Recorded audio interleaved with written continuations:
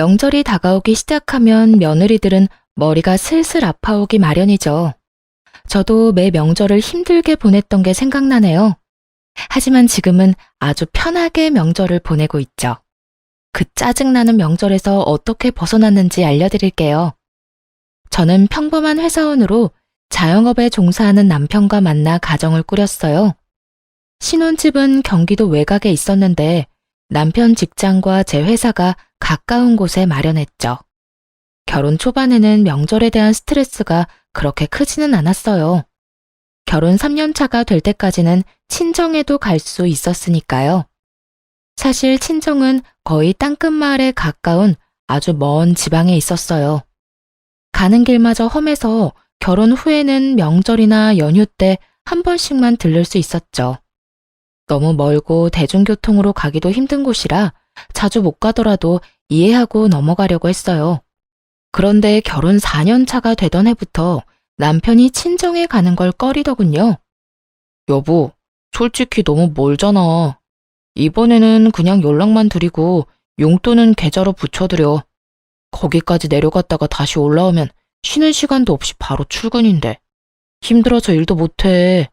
나뿐만이 아니라 당신도 마찬가지잖아. 이게 남편의 논리였고 솔직히 미안할 일도 아닌데 괜히 미안하기까지 했죠. 친정이 너무 멀어서 남편이 많이 피곤하겠다 싶었어요. 괜히 이렇게 먼 곳에 직장을 가지게 된 스스로를 탓하게 되기도 했고요. 그런데 시모는 또 다른 이유로 저를 친정에 보내지 않았어요. 처음 남편 말을 따라 친정에 내려가지 못한 날 시모가 저한테 그러더군요. 잘했다. 시집 왔으니 넌 죽어도 이 집 귀신이야. 친정 가봐야 이제 남이지. 우리 집에서 마음 편하게 지내라. 그리고 남편 내조도 좀 하고. 사위는 100년 손님이라잖아. 친정에 데리고 가봐야 손님밖에 더 돼. 너는 우리 집 가족이지만 거기서 우리 아들은 손님이라는 거 잘 기억하고. 요즘 세상에 장인 장모에게 잘하는 애교 많은 사위도 얼마나 많은데요.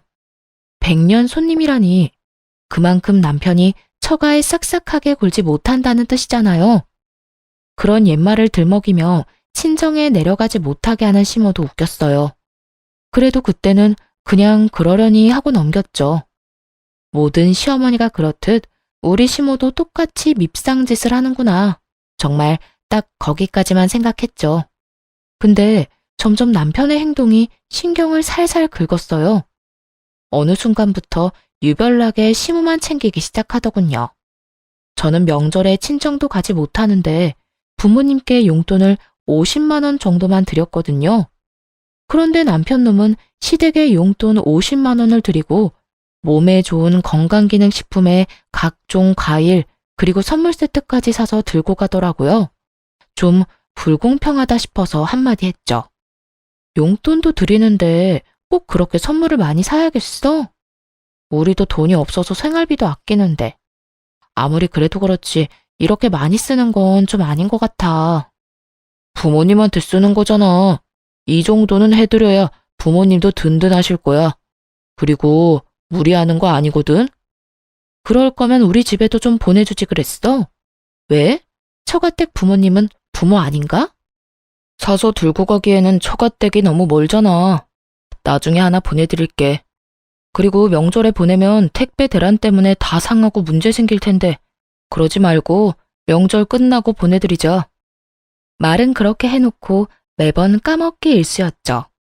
그런데 그 뒤로도 남편 놈은 친정에 아예 갈 생각을 안 하더군요. 어쩌다 한두 번이야 이해하고 넘어갈 수 있었지만 2해, 3해를 넘어가니 솔직히 짜증이 났어요. 이번에는 친정에 내려가야 한다고 말하면 남편 놈이 항상 이렇게 말하는 거예요. 장인어른이랑 장모님이 우리가 내려가는 걸 좋아하시겠어? 얼굴 잠깐 보고 다시 올라가야 하는데. 부모님들은 우리 불편한 거 안 좋아하셔. 불편하게 왔다 갔다 하는 걸 걱정하시고.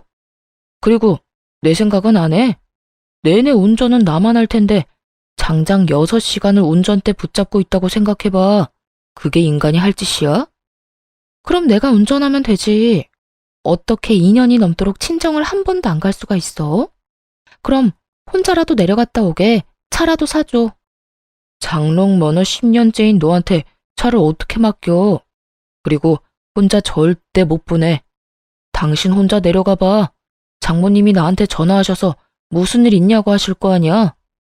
넌 부모님 걱정하게 만들고 싶어? 그럼 어쩌라고. 우리 친정에는 평생 안 갈 생각이야? 누가 평생 안 간대? 시간 나면 가는 거고. 이번만 날인 것도 아니잖아. 좀 기다려봐. 때 되면 다 갈 거라니까. 아휴, 한 대 탁 때려주고 싶을 정도로 얄미운 남편 때문에 속이 문드러졌어요. 그런데 이런 제 속을 더 파사삭 부서뜨리는 존재가 하나 더 있었어요. 바로 손아래의 신우였죠. 신우는 시댁과 먼 곳에 살았는데 어떻게 된 건지 명절 낮이면 도착하더라고요. 우리 부부보다 2년 늦게 결혼했는데 결혼 후 쭉 명절 당일 낮에 자기 친정에 오는 신우가 정말 얄밉기 짝이 없었죠. 왜냐면 시댁이 신우한테는 친정이니까 완전히 주인처럼 행세하곤 했거든요. 찬물 좀 내와라. 식사가 형편이 없다. 도대체 언니는 시댁 와서 하는 게 뭐냐. 저한테 이런 평가질이나 하고 말이죠. 함께 있기 너무나 힘든 존재가 바로 신우였죠. 그런데 시모가 저한테는 친정에 가지 말라고 해놓고선 신우에게는 빨리 오라며 맛있는 거 많이 해놨다고 전화하는 걸 듣게 됐어요. 순간 짜증이 확 치밀어 올랐죠. 아무리 그래도 그렇지 며느리는 친정에 안 보내주면서 딸더러 빨리 오라고 하다니 듣는 며느리 기분이 좋을 리가 없잖아요. 도저히 참을 수가 없어서 신우에게 명절 전날 전화를 했죠. 아가씨, 이번 명절에는 본가 오지 말고 아가씨 시댁에서 시간 보내세요. 올 필요 없을 것 같아요. 아니, 새언니가 왜 나한테 집에 오라 마라 해요? 우리 부모님 집인데 왜 언니가 나를 못 오게 하냐고요. 참나 기가 막혀서. 지금 이게 뭐 하는 짓이에요? 우리 엄마도 새언니 이러는 거 알아요? 어머님은 모르시는데 아마 제 의견에 동의하실걸요? 지금 뭘 모르는 것 같은데 어머님은 아가씨가 집에 오는 거 싫어하세요. 그러면서 평소 시모의 지론을 신우에게 말해줬어요. 며느리는 친정에 자주 가면 안 된다는 그 지론 말이죠. 할 말이 없어 열받았는지 신우가 전화를 뚝 끊더군요. 그리고는 바로 시모에게 전화를 했나 봐요. 명절 전날이라 시댁에 함께 있었는데 옆에 있던 시모가 전화를 받더군요. 그래, 딸. 왜 전화했어? 엄마, 새언니가 나더러 집에 오지 말래. 엄마가 나 집에 오는 거 싫다고 했어? 뭐? 내가 왜 그런 소리를 해? 얘, 너 도대체 우리 딸한테 무슨 소리 한 거야? 왜 오지 말라고 한 거니? 시모가 화들짝 놀라서는 저한테 화를 내며 묻더라고요. 그래서 아무 생각 없는 척 시모에게 태연스레 말했죠. 어머님이 저한테 말씀하셨잖아요. 며느리가 친정 자주 가는 거 보기 싫다고요. 죽어서도 이 집 귀신인데 친정 가면 뭐 하냐고. 그러니까 저도 몇 년째 친정에 안 보내고 있으시잖아요. 안 그래요? 항상 그렇게 말씀하시길래 아가씨한테도 어머님 생각 말해드렸어요. 어머님은 며느리가 친정 가는 거 싫어한다고. 아가씨도 며느리인데 이 집에 오지 말아야 하는 거 아닌가요? 그 이야기를 듣던 시모는 순간 벙찐 모양이었어요. 다 자기가 한 말이었으니까요. 그걸 신우에게 대입해서 그대로 돌려줄 줄은 생각도 못했나 봐요. 그때 신우가 전화로 그러더군요. 이 언니 웃기네. 어떻게 며느리랑 딸이 똑같아요. 당연히 다르지. 똑같죠, 남의 며느리인 건. 근데 다른 게 있긴 해요. 아가씨랑 저랑은 시어머니가 다르잖아요. 아가씨는 상식적이고 친절하고 좋은 시어머니 만났나 보네요. 추석 당일 아침에 밥만 먹이고 바로 친정에 보내주는 거 보면. 근데 저는 다르거든요. 지금 몇 년째 친정을 못 가는 건지 모르겠어요. 가고 싶다고 해도 참으라고만 하고 가서 좋을 거 없다고만 하시는데 남의 집안 며느리 된 딸은 어찌나 집으로 부르시는지. 이래서 사람을 잘 만나야 하나 봐요. 이렇게 말하자 이번에는 신우가 아무 말도 못하더군요. 더 말해봐야 자기 엄마 얼굴에 침 뱉는 꼴만 되니까요. 게다가 내일 있을 명절 잔치를 위해 시댁 친인척들이 다 모인 자리여서 그런 말을 떠들어대니 친척들도 불편한 기색을 내비치더군요. 남의 집안일이라 대다수가 못 들은 척하는 것 같았어요.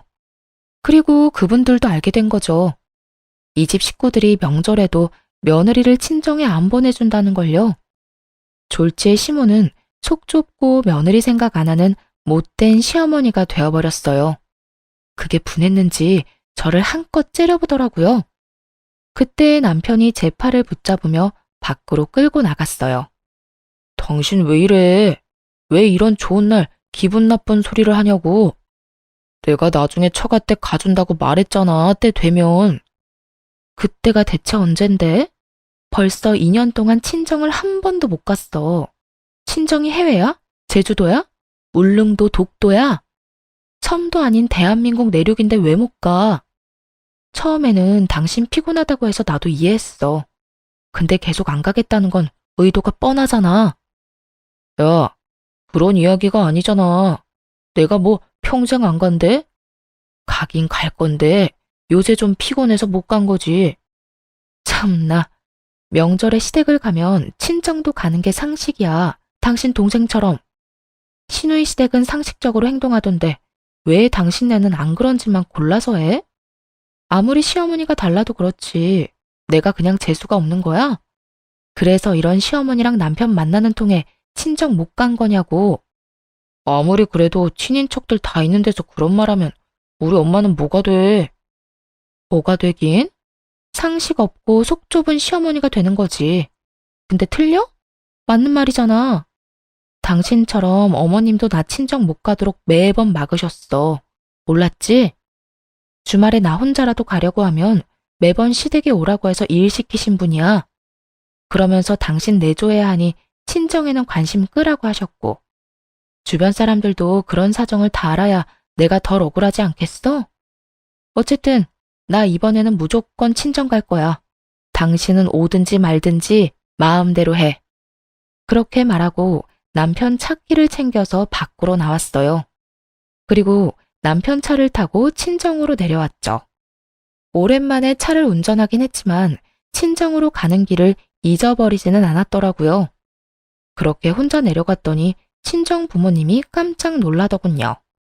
너 연락도 없이 웬일이야? 얼마 만에 보는 거냐? 잘 지냈어? 아빠. 잘 지냈어. 근데 우리 사위는 왜 너 혼자 내려왔어? 아, 그 사람은 시댁에 있지. 나 혼자 차 타고 여기 내려온 거야. 이번에는 나도 친정에 오고 싶었거든. 그러고는 사가지고 온 선물을 부모님께 잔뜩 안겨드리며 집 안으로 들어갔어요. 왜 지금껏 못 드린 건강기능식품과 과일 바구니들 말이에요. 오랜만에 친정집에 들어서니 푸근하고 마음이 놓였죠. 친정에는 남편과 싸웠다는 이야기는 따로 하지 않았어요. 그런데 저 혼자 내려보낸 것이 눈치가 보였는지 남편 놈이 그 다음날 부랴부랴 친정으로 내려왔더군요. 시댁 차를 몰고 왔더라고요. 그런 남편 놈을 보며 무미건조하게 말했죠. 무슨 일로 여기까지 왔어? 시댁에 있지. 당신이 여기 있는데 내가 어떻게 계속 본가에 있어. 장인어른, 장모님, 잘 지내셨죠? 얼마 동안 못 내려와서 정말 죄송했습니다. 앞으로 자주 찾아올게요. 얼마나 갈지 모를 의미 없는 말을 꺼내며 남편 놈이 넉살 좋게 인사를 하더군요. 그래도 그냥 그러려니 했어요. 이 인간이 또 안 가겠다고 하면 혼자서라도 이렇게 오면 되겠다 싶었거든요. 그렇게 친정에서 쉬고 집에 도착하니 남편 놈이 그러더군요. 시모가 화가 많이 났다고요. 저는 별로 신경 안 쓴다고 왜 화가 나셨는지 모르겠다고만 했어요. 결국 남편 놈은 더 이상 이야기를 꺼내지 못했고 그렇게 명절이 끝나고 말았어요. 솔직히 마음속으로 앞으로 명절에 시댁엔 절대 가지 말아야겠다는 속셈이 있었거든요. 이제 저는 안 가고 남편만 보내면 되겠다 싶었어요. 그래서 별거 아니라고 생각하고 넘겼고요. 그런데 그대로 진정될 줄 알았던 마음에 이혼의 불씨를 지피는 일이 일어났어요. 바로 시모의 생일날 벌어진 일 때문이었죠. 그해 연말 시모 생일 잔치에 초대받아 갔어요. 생일 선물은 남편이 자기가 마련하겠다고 한지라 저는 신경도 안 쓰고 있었죠. 지난 명절 이후 시모와 화해를 한 것도 아니었고 가봐야 꽂아 놓은 보릿자루처럼 자리만 지키다 올 거라고 예상했거든요. 그리고 시모 생일 선물도 남편이 몇십만 원 정도 용돈이나 주고 말겠지 했어요. 처음에는 무슨 선물을 준비했는지 몰랐어요. 그냥 일반 종이 가방에 담겨 있었거든요. 남편이 시모에게 그걸 주며 나중에 집에 가서 열어보라고 하더라고요. 이때까지만 해도 아무 생각이 없었는데 시모가 그게 뭔지 너무 궁금했었나 봐요. 그래서 남편이 화장실 간 사이에 그걸 꺼내서 확인을 했는데 선물을 확인한 순간 제 눈도 뒤집어졌어요. 좋기 몇백만 원은 하는 명품 가방이었거든요. 이 인간이 친정엄마 생일에 준 선물은 12만 원짜리 화장품 세트였거든요. 그것도 인터넷에서 고르고 골라 제일 싼 거 사서 친정집으로 바로 붙여줬으면서 시모 생일에는 엄청나게 비싼 명품 가방을 준 거예요. 완전히 머리가 확 돌아버릴 만큼 열받더군요. 그리고 이렇게 화가 나는데도 또 다른 이유가 있었어요. 명절 이후에 남편놈이 시모에게 외제차를 사줬거든요. 시모가 바깥 활동을 하는데 차가 없어서 힘들다는 이유로요. 그때 남편에게 엄청 화를 냈었어요. 몇 달 전에 저한테 돈까지 빌려간 인간이 그렇게 큰 돈을 펑펑 쓰니까 화나잖아요. 그래서 시어머니 외제차 사줄 돈은 있었냐고 따졌죠. 그랬더니 남편이 뭐라고 한 줄 아세요?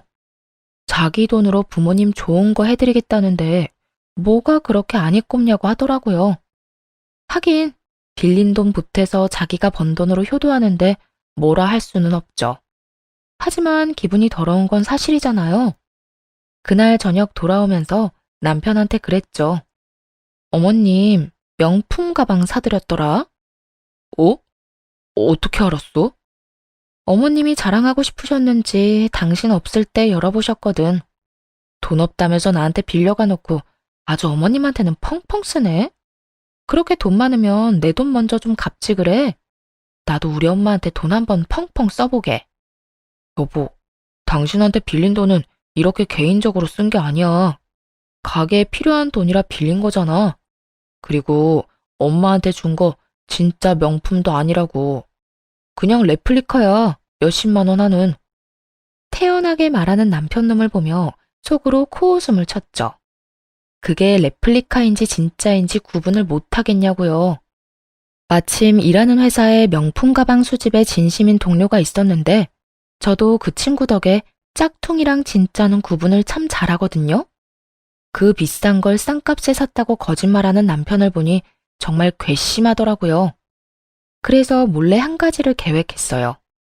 시모가 연말에 우리 집에서 며칠 지내고 싶다고 했거든요. 남편놈이 그렇게 하라고 해서 시모가 오기로 했는데 저는 쏙 빠지려고 준비했어요. 그래서 시모가 온다는 날 전날부터 시모가 가는 그 다음 날까지 연차를 썼고 그대로 친정으로 피난을 가버렸죠. 집에 왔다가 제가 없어진 걸 눈치챘는지 시모가 급히 전화를 하더군요. 전화를 받았더니 바로 막말을 쏟아냈어요. 넌 도대체 어떻게 된 애가 내가 온다고 했는데 집을 비워? 이래가지고 밥은 어떻게 먹니? 너 평소에도 이렇게 자주 집에 안 들어오니?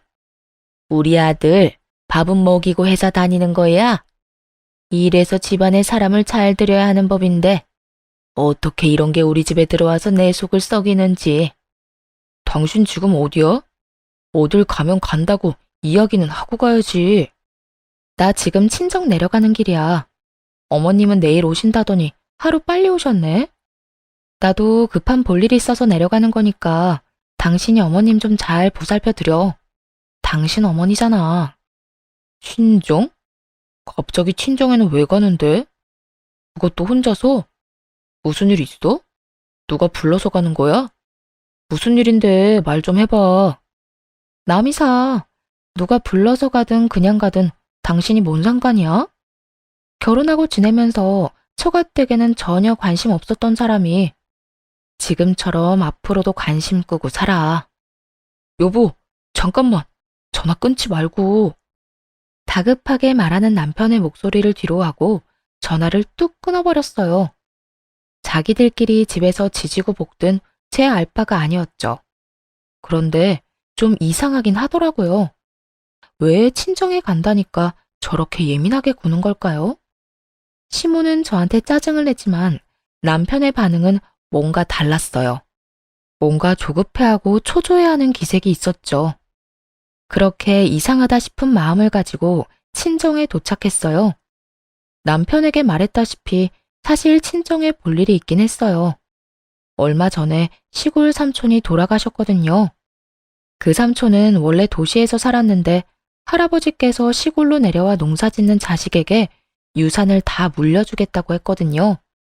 가족도 없이 혼자 지내던 삼촌은 할아버지의 뒤를 이어 시골에서 농사를 짓게 됐죠. 그런데 그분이 돌아가신 거예요. 결혼도 안 하고 자식도 없는 분이라 형제인 아버지께 이제 그 유산이 상속됐어요. 아버지는 제게 그 땅이랑 유산을 다 물려주겠다고 하셨어요. 결혼 전에 엄마께 골수 이식을 해드렸는데 딸이지만 그 일이 참 고마워서 이번에 받은 유산을 다 주겠다고요. 그래서 이번에 아버지랑 이 재산을 어떻게 할까 의논할 겸 친정에 간 거였죠. 그런데 집에 도착해서 삼촌 재산에 대해 이야기하는데 아버지가 살짝 제 눈치를 보더니 이렇게 말씀하더군요. 그런데 남편 사업이 아직도 많이 힘들어? 아빠는 네가 이 재산 어디다 쓰든 상관 안 할 테니까 네 남편이 힘들다고 하면 이거 팔아서 돈 마련해. 너야 월급쟁이라서 돈 걱정 많이 안 하겠지만 자영업 하는 사람은 또 다르잖아. 저가에 돈 빌리는 게 참 어려운 일인데 따로 와서 부탁까지 할 정도면 많이 안 좋다는 이야기잖아. 불경기에는 장사가 잘 안 돼서 적자도 많이 날 텐데. 그럴 때 너한테까지 부담이 가지 않게 평소에 투자를 좀 해주면. 잠깐만, 아빠. 그게 무슨 소리야? 남편이 아빠한테 돈 빌리러 왔다고? 너 몰랐어? 나는 너도 알고 있는 줄 알았는데. 아니, 언제? 얼마를 빌려갔는데? 3달 전쯤에 와서 가게가 힘든데 너까지 힘들어한다고 혹시 돈 좀 빌릴 수 있냐고 해서 빌려줬지. 6천만 원 정도. 아버지의 이야기를 듣자마자 재빨리 머리를 굴렸어요. 3개월 전쯤에 무슨 일이 있었나 하고 말이죠. 그리고 나온 결론에 정말 경악하고야 말았어요. 3개월 전에 남편놈이 시모에게 외제차를 사줬었거든요. 이 정신 나간 놈이 아빠를 속이고 돈 빌려다가 시모 외제차를 사준 거예요. 아마 그 명품 가방도 아버지가 빌려준 돈을 보태 마련했겠죠. 저한테도 돈 없다고 빌빌거리면서 1년 전에 돈 빌려간 놈이 저 몰래 아빠에게도 돈을 빌려갔다는 이야기를 들으니 진짜 열불이 나더라고요. 이제야 남편 놈의 이상한 반응이 이해되기 시작했어요. 이 나쁜 놈이 저 몰래 친정 아빠한테 돈 빌린 걸 들킬까봐 친정에 간다고 할 때마다 그렇게 예민하게 군 거였어요. 와, 믿는 도끼에 발등 찍힌다는 말이 있긴 하지만 이렇게 호되게 찍힐 줄이야. 정말 상상도 못했거든요. 그저 귀찮아서 친정에 안 내려가는 것이라 생각했는데 그게 아니라 이런 미친 짓을 저 몰래 하고 있었다니 화가 치밀어 올라 계획보다 더 빨리 일을 마무리하고 집으로 향했어요. 친정에 있는 내내 남편에게서 전화가 왔는데 모조리 씹어버렸더니 나중에는 문자까지 보내오더군요. 어디냐, 언제 오냐, 내가 내려갈까 하고 말이죠. 그래서 답장을 딱 하나 보냈어요. 지금 올라간다 라고요. 그렇게 집에 도착했더니 시모는 없고 남편 혼자 있더군요. 뭔가 불길함을 느낀 건지 남편 놈이 눈치를 보더니 이렇게 말했어요. 친정에는 왜 갔다 왔어? 장인어른 장모님 아무 일 없으시지? 아무 일도 없으셔. 근데 오늘 우리 사이엔 무슨 일 있을 거야. 나 당신이랑 이혼할 거거든. 갑자기 그게 무슨 소리야? 이혼이라니. 친정에 갈 때마다 어머님께 한 소리 들어야 하는 것도 짜증나고 쉬는 날에도 내 맘대로 못 쉬는 거 진짜 열받아. 그냥 이혼해. 더 이상 이렇게는 못 살아.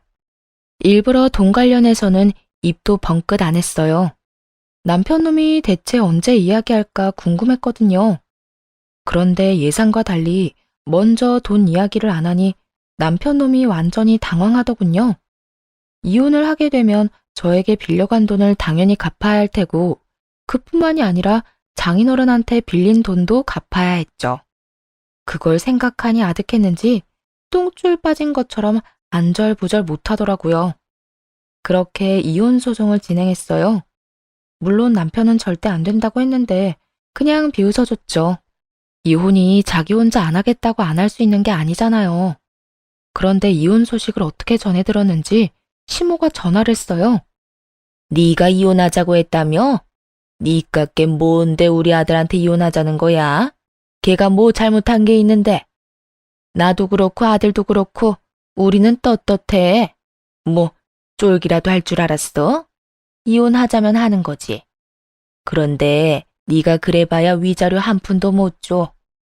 그리고 네가 결혼할 때 받아간 결혼 자금 그거 고스란히 뱉어내고 이혼해라. 아니면 이 이혼 절대로 못 해주고 끝까지 쫓아가서 그 돈 다 받아낼 생각이야. 그러니까 도망칠 생각하지 말라고 미리 경고하려고 전화했다. 시모의 기세가 아주 등등하더군요. 뭐 이해할 수 있었어요. 시모는 아무것도 모르고 있었으니까요. 그러니까 이렇게 커다란 폭탄을 던질 거라는 상상도 못하고 거만하게 구는 거겠죠. 그래서 그 다음날 준비한 서류를 들고 시댁을 찾아갔어요. 시모가 팔짱을 딱 끼고 두 눈을 부라리며 저를 쳐다보더군요. 그런 시모를 보며 그저 웃으면서 가지고 있는 서류를 거실 탁자 위에 올렸어요. 서류에는 1억이라는 큰 돈을 시모가 제게 줘야 한다는 글이 적혀 있었죠. 그 내용을 보고 당연히 시모는 어리둥절해 하더군요. 분명히 자기가 돈을 받아내야 한다고 생각하고 있었는데 오히려 본인에게 1억이라는 큰 돈의 청구서가 돌아갔으니까요. 이게 뭐야? 네가 나한테 돈을 준다는 얘기니? 아니요. 어머님이 저한테 1억을 주셔야 한다는 얘기예요. 그게 무슨 소리야? 너 결혼할 때 내가 1억 줬잖아. 그거 너 다 했잖아. 그러니까 이혼하면 그거 다시 다 돌려줘야지. 어디서 사람을 속이려고? 예상대로 시모는 미친 듯이 소리를 치며 거짓말하지 말라고 난리를 피우더군요. 저는 시모와는 정반대로 차분해졌죠. 여기 남편 통장 내역이 있어요. 어머님이 주신 1억 제 통장에 들어온 게 아니라 남편 통장으로 들어갔고요. 그 1억은 결혼 자금과는 아무런 상관없이 남편 가게 사업 자금으로 들어갔어요. 보면 아시죠? 한글 못 읽는 거 아니시잖아요. 그리고 그 이후로 제가 남편한테 결혼 자금으로 받은 돈은 조금도 없어요. 남편 통장, 제 통장, 어딜 봐도 그런 내역은 없잖아요. 안 믿기시면 변호사 통해서 금융기록 같은 거 살펴보셔도 돼요. 이야기를 듣는 시모 얼굴이 딱딱하게 굳어가기 시작했어요. 그러거나 말거나 서류를 다음 장으로 넘겨서 다시 또박또박 말했죠. 그리고 이건 남편이 저한테 빌려간 4천만 원에 대한 이체 내역이고요. 빌려주면서 당연히 갚으라고 이야기했고 그 돈은 온전히 제 월급으로 모은 거 확인할 수 있어요. 그리고 제 통장에는 남편이 그동안 준 생활비 내역이 있는데 6년이라는 기간을 다 통틀어도 총 금액이 1,000만 원도 안 돼요. 그렇다고 남편이 살면서 생긴 빚을 따로 갚은 것도 아니고요. 가게가 어렵다는 말에 제가 6년간 빌려준 금액이 더 커요. 정 의심되면 그것도 금융기록 뒤져보시고요. 그러면서 바쁘게 다시 다음 장을 넘기며 또 말했죠. 시모는 남편과 제가 준비한 서류를 번갈아 보며 몸을 부들부들 떨더라고요. 이건 남편이 저희 아버지에게 빌려간 6천만 원에 대한 차용증이에요. 이건 저도 몰랐는데 얼마 전에 어머님께서 저희 집에 와서 쉬셨잖아요. 그때 연차 쓰고 친정에 내려갔다가 처음 알게 된 사실이에요. 남편이 저한테 아무 말 안 하고 아버지께 돈을 빌렸더라고요. 그 때문인지 친정에 내려가는 저를 방해까지 했고요. 여보, 내가 방해를 한 게 아니라. 남편 놈이 찔리는지 중간에 변명을 하려고 하더라고요. 저도 말이 곱게 나오진 않았죠. 그럼 언제 이야기할 생각이었는데? 너 내가 그날 친정 내려간다고 했더니 필사적으로 막았잖아. 네가 우리 아빠한테 나 몰래 돈 빌린 거 안 들키려고. 게다가 빌려놓고 갚을 생각은 안 하고 펑펑 쓰기만 해? 그걸 어디다 썼는지 내가 모를 줄 알아? 이 가증스러운 쓰레기 같은 인간아. 밥벌레 같은 새끼. 감히 우리 아빠가 피땀 흘려 번 돈으로? 한동안 남편을 욕해주며 째려보다가 시모에게로 고개를 돌렸어요. 시모는 여전히 서류를 붙잡고 못 믿겠다는 듯 바라볼 뿐이었죠. 그러니까 결국 어머님께 드리고 싶은 이야기는 결혼 자금으로 주신 1억 중 제가 쓴 건 없으니 남편한테 받으시라는 말이에요. 또 이 1억은 원래 남편한테 받아야 하는데 남편이 한 푼도 없다고 해서 어머님께 말씀드리는 거예요. 아니, 이걸 왜 내가 갚아? 아들이 빌렸다면서 그러면 아들이 줘야지. 그리고 우리 아들이 왜 돈이 없어?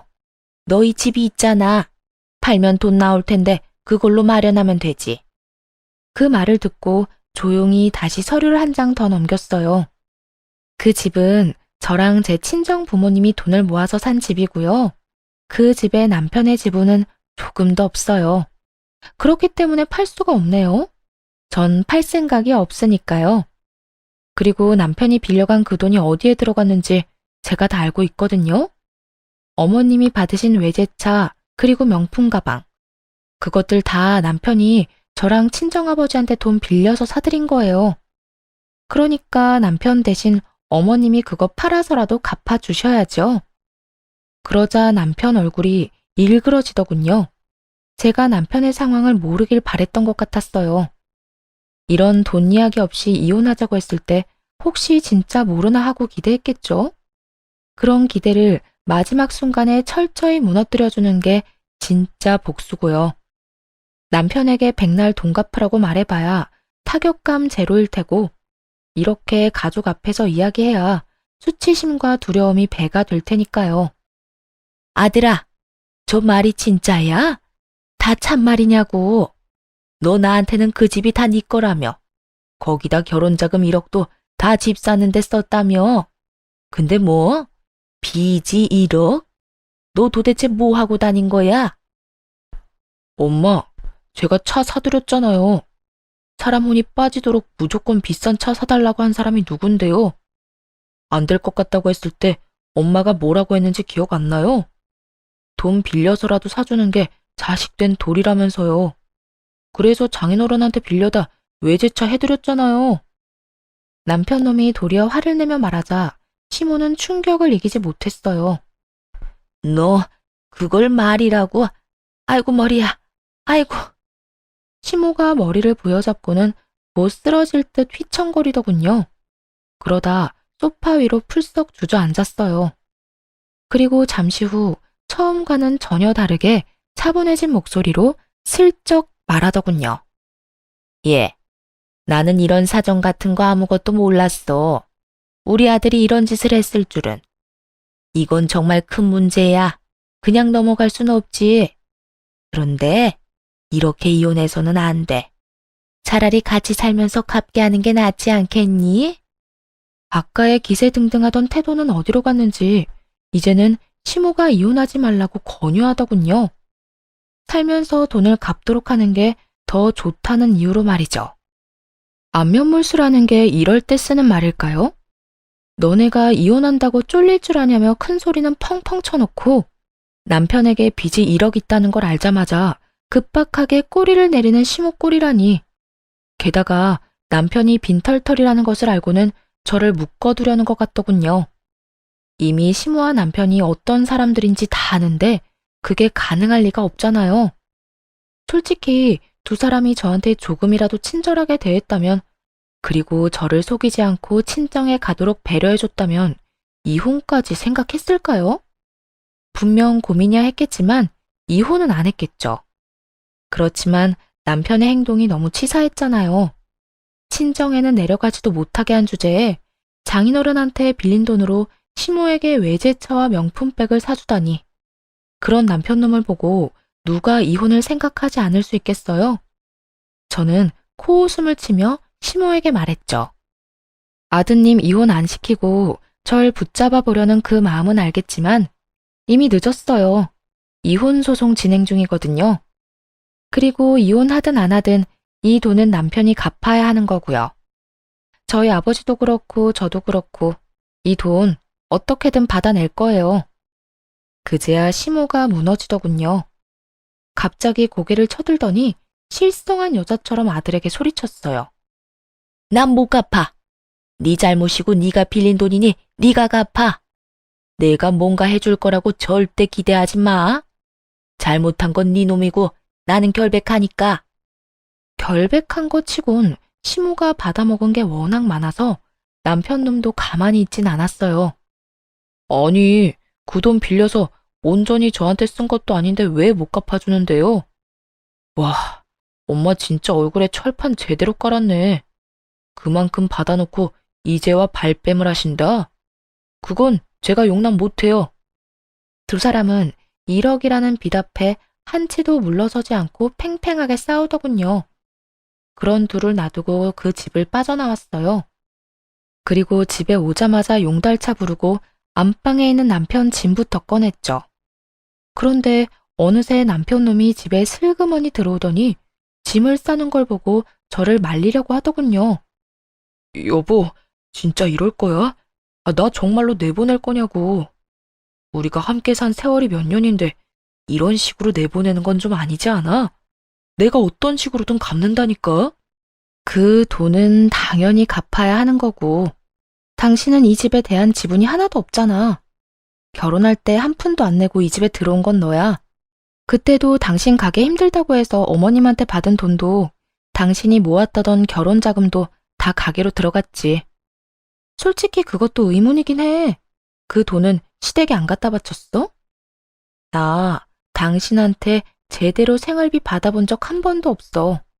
그것만으로 이미 아웃이고 어차피 이혼하고 나갈 텐데 뭐하러 굳이 같이 살아? 보기 싫은 얼굴 쳐다보면서. 그러니까 미리 좀 나가. 알았어? 하나부터 10까지 너무 맞는 말만 하니 남편도 더 이상 아무 말 못하더군요. 뭐 입이 10개라도 할 말이 없었겠죠. 자기가 뭘 잘했다고 이 집에 남겠다 어쩐다 이야기하겠어요? 그리고 시모와 남편을 위한 진정한 지옥은 며칠 뒤부터 시작됐어요. 이혼에 대한 전말을 모두 듣게 된 친정아빠가 완전 열받으셨거든요. 그딴 놈도 하나뿐인 사위라고. 내가 노후자금으로 모아놨던 자금까지 빌려줬는데 널 속이고 그딴 짓을 했다고? 널 친정에 못 가게 한 것도 모자라 지엄마 외제차랑 명품백을 사줬단 말이야. 차라리 너한테 선물을 사줬다 하면 내가 그 돈 받을 생각 안 했을지도 몰라. 그런데 감히 내 딸한테도 돈을 빌려놓고 나한테까지 돈을 빌려? 그건 절대로 용서 못하지. 지옥까지 쫓아가서라도 그 돈 받아내고야 만다. 그렇게 선언한 친정아빠는 정말로 그 먼 곳에서 한달음에 올라오셨어요. 그러고는 남편이 시모에게 사준 외제차 뒤를 졸졸 쫓아다녔죠. 완전히 대놓고 쫓아다닌 게 아니라 몰래 뒤만 쫓다가 시모가 지인들을 만나는 것 같으면 마치 우연히 마주친 적 다가가 이랬대요. 아이고, 잘 지내고 계신 것 같아서 보기 좋습니다. 이제 그쪽 아드님하고 우리 딸이 이혼한 건 아시죠? 그런데 그쪽 아드님이 나한테 빌려간 돈을 안 갚아서 이렇게 찾아왔어요. 아드님이 그러는데 자기는 돈이 없으니 엄마한테 가서 받으라고 하더라고요. 저도 노후를 위해 힘겹게 마련한 돈이라 없으면 크게 곤란해서 말이죠. 그쪽 아드님이 나한테 빌린 그 돈으로 자기 엄마 외제차를 사줬다고 하는데 그게 바로 이 차죠? 아이고, 참 좋아 보이네. 아니, 사돈은 왜 이럴 때까지 찾아와서 그런 이야기를 해요? 저는 우리 아들이 빌린 돈이랑은 아무런 상관이 없는 사람이에요. 상관이 없어? 당신 아들이 저지른 짓이고 그동안 당신이 그 돈 다 썼잖아. 그러면 양심상 대신 갚아줘야 한다는 생각은 안 들어요? 돈이 없으면 이 차랑 그 어깨에 걸려있는 가방을 팔아서라도 마련하셔야지. 그러니까 돈은 빌린 사람한테 갚아달라고 해야지. 왜 빌린 사람 엄마한테 이렇게 난리를 치냐고요? 아니, 상관이 왜 없어요? 그쪽이 아들을 잘못 키웠잖아요. 그리고 우리 딸 친정에도 못 가게 하고 이 집에서 매번 일 시키고 괴롭혔다면서요. 내가 그 이야기를 듣고 어찌나 속이 이상한지 밤에도 잠이 안 와.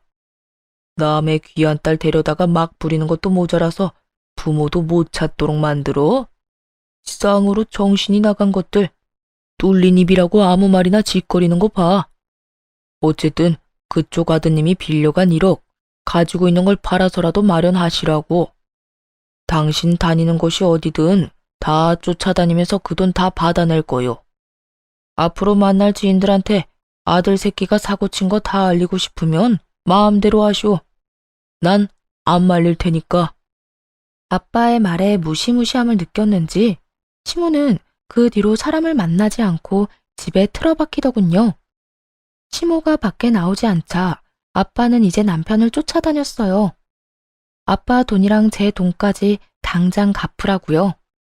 결국 주변에 사람이 있든 말든 상관없이 쪼아대는 아버지 때문에 남편 놈은 시모의 반대를 뒤로하고 명품 가방과 외제차를 팔아 돈을 마련했어요. 그렇지만 아무리 좋은 외제차의 명품 가방이라도 중고잖아요. 당연히 살 때만큼의 돈을 마련하기는 어려웠죠. 비싼 만큼 감가가 어마무시하잖아요. 그래서 어쩔 수 없이 시댁집을 담보로 대출을 받아 저와 아버지에게 갚았더군요. 그 돈을 갚을 때 남편이 저한테 한마디 했어요. 정말 독하다 독해. 진짜 이렇게까지 해야 해? 우리가 하루 이틀 같이 산 것도 아니고 몇 년을 함께 살았는데 나는 적어도 장인어른이 좀 더 상식적인 방법으로 돈을 받아갈 거라고 생각했어. 그런데 이게 뭐야? 주변 사람들한테 소문 다 내고 나를 못 살게 굴면서까지 돈을 받아갔어야 했어? 당신 왜 이렇게 사람이 못 됐어? 당신 아버지도 그렇고. 우리 아빠 욕하지 마.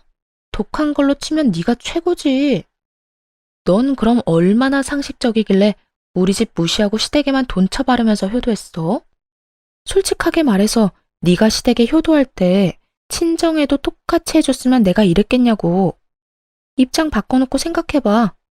내가 우리 엄마한테만 몇백만 원짜리, 몇천만 원짜리 물건 사주고 너희 엄마한테는 10만 원짜리 화장품 사주면 어떻겠어?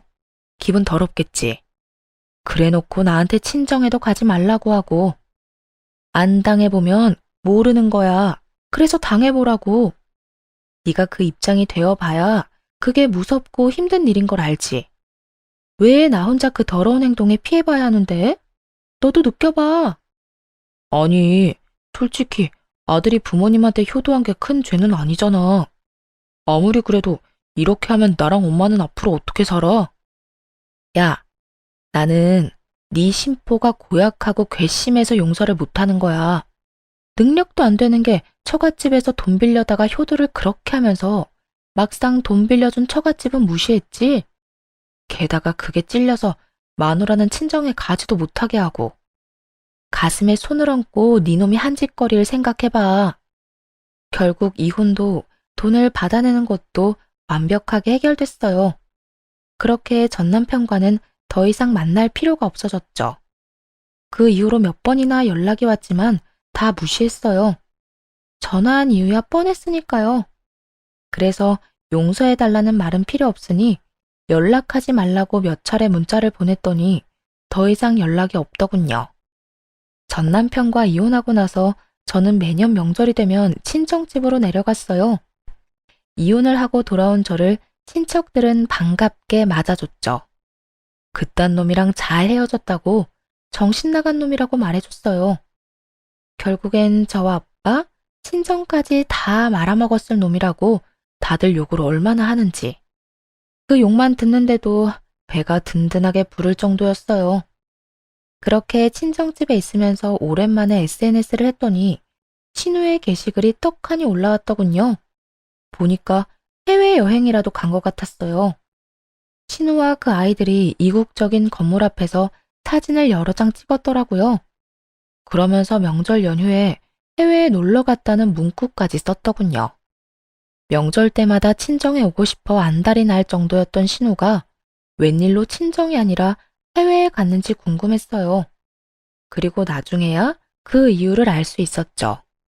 전 남편과 전 시모가 빈털터리가 되고 나서 신우에게 손을 벌리려고 한 것 같더군요.